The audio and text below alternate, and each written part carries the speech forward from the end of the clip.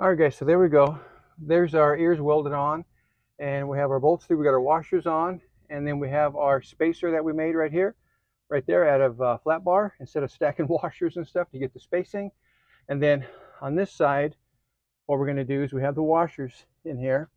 I'll take that off so you can see. So we're going to weld the washers on. Okay, that's going to show us our slots right there. I'm going to weld the washer on. There we go. That'll keep our alignment good. And then we're good. Okay, so we'll get that done. We'll weld the washers on. We're going to tighten it up, and then we're going to put our tire on, and we're done and done. Okay, and you can see, if you can, see our meter right there, nice and level, just like